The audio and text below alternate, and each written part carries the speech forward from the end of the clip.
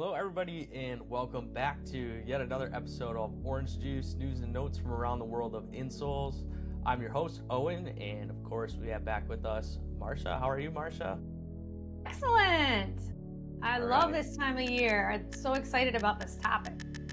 Yes, so fall is here, everyone. One of our favorite seasons, especially if you're in like the Midwest or somewhere else that actually experiences all four seasons. But fall is here, so that means pretty much pumpkin spice and apple cider and going to the cider mill.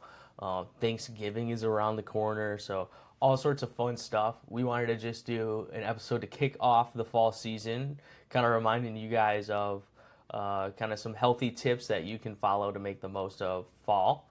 But before we get into that too much, one topic that I did just want to briefly mention to our audience is a little bit of philanthropy that we do here at Orange Insoles that you'll probably hear us talking about a little bit more in the coming weeks, in the next month or two. But Orange Insoles, and actually Marsha, who obviously can speak more on this topic, started the High Five Turkey Drive in the Lansing, Michigan area, which is where we are based. It was originally in the Detroit area, and Marsha said, hey, this is really cool. Let me bring this to Lansing. And through her own doing and then some help with some other people like TJ Duckett back in the day comes to mind, and then ultimately Orange Insoles, we have now the High Five Turkey Drive. So, Marsha, what is the High Five Turkey Drive? If someone were to donate to this cause, what are they doing? The High Five Turkey Drive is a way for us to help the local food banks. So a lot of food banks at this time of year, they know who needs some extra help with some groceries to help with their supplement their income. And a lot of times the turkeys in the last few years, turkeys have cost $20 to $25 a piece. And that's a huge swing out of a local food bank budget. So we've tried to help them by sending hundreds of turkeys that we fundraise the money, we resource the turkeys, and we have them shipped in, and then they take them and they merge them with, boxes of other foods that you would have during kind of Thanksgiving week or supplementing the grocery cabinet. So it just, hopefully everyone needs a little help sometimes in their life.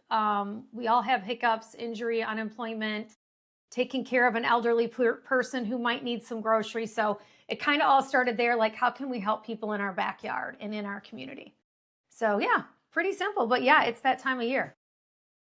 And what I love about that too is it really is kind of a big commitment for someone to say, hey, I'm going to cover a Thanksgiving dinner for, my family or whatever it is. But obviously you really want to do that and make a special moment. And it just takes the stress out of that situation, at least on the financial side, where you really can just, cook up the food and have a good time and not have to worry about, next week's bills or next month's bills. But with that said, usually the kickoff event that we partner with Playmakers is at Uncle John's Cider Mill, the Ghostly Gallop, which is a super fun one. And it kind of lines up with our topic because you can you can pretty much do everything in a perfect fall day there. So all the fun stuff that you're going to want to be doing, like going to an apple orchard or decorating pumpkins for Halloween, or making s'mores or whatever it may be, you can do at this event. But they do a great job of, and really the event is a great way of kind of maybe how to look at the fall season as a whole.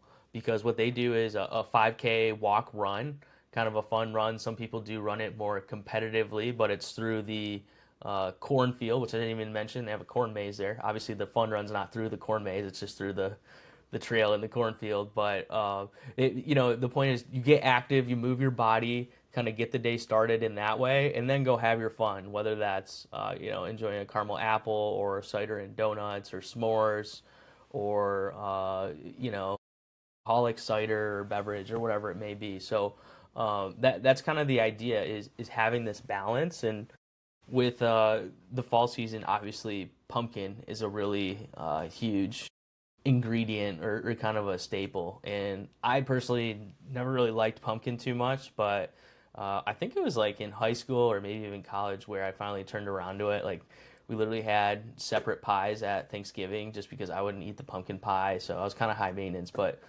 Marsha, I know you've been a long time pumpkin lover. Yeah, I think the one thing it was kind of interesting. when I was thinking about the fall and getting kind of into it. And I will say it's been tricky here. I've been in Michigan. Well, I've been in Nashville, Michigan. I've been kind of all over the last month. But one thing in Michigan, it's still been 80 degrees for the last 2 weeks every single day. Goes 50 at night, 80. So I still haven't gotten. So what I like about that is late in the evening when that temperature switches, you do find yourself grabbing your sweater, whatever. And that's what made me start thinking about, geez, it's pumpkin season. So one staple that I always that I actually went to the store and got this week is canned pumpkin. And then you can always do a lot with a pumpkin spice as well. So kind of crazy how you can work it into your everyday cooking. So pumpkin itself, Owen, what's that ice cream machine I gave you, that Ninja thing? Bullet or Yeah, the Ninja Creamy. Creamy. So there is a great example. Like you can take that pumpkin, part of that pumpkin, mix it with some vanilla pudding and add a little cinnamon and make a pumpkin ice cream, type of thing. So pumpkin is so good for you because it has fiber, vitamins. It's a good recovery vegetable. So I was thinking about that. And the one thing that we're really into in our house, and I don't know why, is soups. So you can take pumpkin soup or the pumpkin can and just take simple veggie broth or chicken broth, add some garlic and a splash of cream. And it is delightful. It's like having it at a restaurant. And then a final one I'll say, because I'm trying to do smoothies in the morning to be different, is you can do, that's where that pumpkin spice comes in, adding it into your smoothie, whether you're doing banana, almond milk, spinach, whatever you're doing, and add that. I don't know if spinach would be a little bitter. It might not. It might go over the pumpkin spice, but just the banana, almond milk, strawberry, whatever you're doing in the morning. But I think you also used to like pumpkin lattes. Do you not like those, or is that your wife, Ashley? I love pumpkin spice lattes. Okay. PSL for short. Yeah. For those true PSL lovers. Yeah, pumpkin spice lattes is kind of the first thing you think of when you think of, at least for me, pumpkin. And what you have to watch with something like that is there's so much sugar in the pumpkin syrup that they're putting in the latte. Yeah. That you're combining that with caffeine and whatnot, and you're kind of setting yourself up for a crash later in the day. So if you do have a nap available or a time blocked off where you can take a nap, go for it and have a blast and get a bunch done and enjoy the crash. But an easy solution to that, I always ask for whether that's pumpkin spice lattes or just lattes in general, I always ask for light flavoring. A lot of the times they put 2, 3, 4 pumps of flavor, and actually no matter the size or the drink, I always ask for 1 pump. And to me, it's still, obviously you taste a little more coffee that way, but it's a way to cut a lot of that extra sugar. And obviously, Marsha, you mentioned all of those other hacks, so to speak. It's funny because right now on our counter is some sourdough pumpkin chocolate chip muffins. So my wife makes everything with sourdough now, and yeah, they are really good. So That's what I had that's down. a good balance. Yeah, I was going to say one of my other thoughts of this whole thing, which I was going to tee up to you, is that you can just take that pumpkin can and mix it into any bread mix, muffin mix, whatever you're doing. And that's so. I was going to ask you if that's happened in your household, and it has. So the other thing I was going to say too, what I love about this time of year is just kind of finishing out the good food segment is I love acorn squash, and I love the sweet potatoes, Brussels sprouts, like all this. I'm learning that when this is the season for those kind of vegetables, God, do they taste amazing. Like we're coming off tomato season, so I've been making a lot of homemade tomato soup with tons of fresh basil in it, just cooking down tomatoes and putting them in a blender and just kind of having this like creamy, chunky tomato soup. But now I'm like thinking switching gears here and, sweet potatoes, the acorn squash and the pumpkin soup. And it's so much fun how I'm not a big chef or anything. Let's be clear. I dummy this stuff down. My daughter teaches me and Owen teaches me, but it is kind of simple, but it's good stuff. So those are some other things that I'm looking forward to. Well, actually now going to pick these things up. Yeah, and a lot of it is really just about fueling your body in a healthy way. So when you are going and doing these fun activities that we'll talk about in a little bit, you feel good while you're doing it. You're not on an empty stomach or crashing halfway through because all you had was a pumpkin spice latte and a scone from Starbucks this morning, and now it's 2 p.m. or whatever. So that's kind of the idea, and such a great way, like Marsha said, is just grabbing local seasonal vegetables. Like for me, I literally live in a farming town, and Marsha knows this, but it's funny. You just drive down the side of the road, and there are just stands with like, "Hey, here's what's fresh in season and whatnot." Right now, corn's really popular. Oh, Um, and it's so cheap. Blueberries. I got a huge Yeah, bag it's of very groceries, affordable. dollar onions, dollar big bushels of tomato. I'm like, you can't even go to, well, I love Myers and I love Whole Foods. You can't even go there and get those prices. And the food is amazing. I love visiting Owen because he has like two different vegetables anywhere you go. So support local. These farmers count on that cash. So definitely stop. But your stuff is good. Oh, so good. Yeah, so it's just a great way if you live somewhere that does, which most places do have a decent amount of local farming. But just checking that out and kind of following recipes like that, or if you are craving like the pumpkin cream soup or something like that, uh, be careful of like Panera, for example. Sorry, Panera, but sometimes they load it with like fat and sugar and whatnot, and it tastes really good. But maybe if you just grab, some local produce and a few other questions, or a few other ingredients. I'm sorry.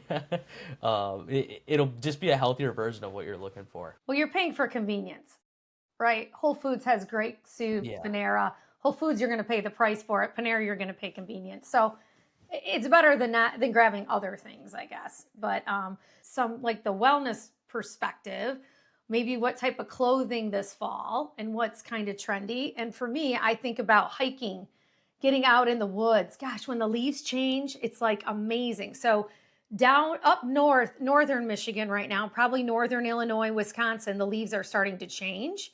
And then usually in the southern parts of these states, they'll change in October. So I bring that up because I'm going up north. My mother lives northern Michigan and I'm going there next week. And I think about hiking. And one thing with hiking is I actually switched over from my heavy Keen hiking boots and I now actually hike with a running trail shoe. And the reason is it's lighter, it has a rubber base, and it's not as big and clunky for this time of year where I'm not clunking through snow and other things when I'm out hiking. And as you know, we have the shoe store. So I went in there last night. I was just trying to see what the new styles are. And Keen has this new, like, kind of casual looking, super cute shoes for men too. I mean, they're suede kind of thing. But what I loved about them, it's a hiking shoe that you could be out for a long walk with your friends in the woods. And then you could stop at a local pub and you're not looking like I don't know. It was a good transition shoe to kind of look casual after you meet up with some people and get your steps in. So the other thing I think of this time of year is Gore-Tex because it will get a little wet out there, in some of the woods and stuff like that. So it's always good to have your shoe protected. But it was interesting last night to see, like, I went in the store and was like, what are the new colors for the fall? What's the new tech? And burgundy is super hot this fall, and so is brown. Thus, I got my burgundy shirt on. I picked it up last night, a cute burgundy Nice. Viore t-shirt. But those are the trendy colors this fall for men and women. So check it out. But Owen, do you have any thoughts of like what type of shoes you might wear, or smart wool, or like where you might transition your clothing this time of year? Yeah, for me personally, I haven't worked at Playmakers in 7 years now, but I still have the same boots that I got there. Some are Merrell, some are uh, Keen and whatnot. So I'm stacked on like fall footwear, so to speak. Uh, what I like to do is just use like a wool base layer, especially in the fall where it doesn't actually get that cold, like down in the 30s and below.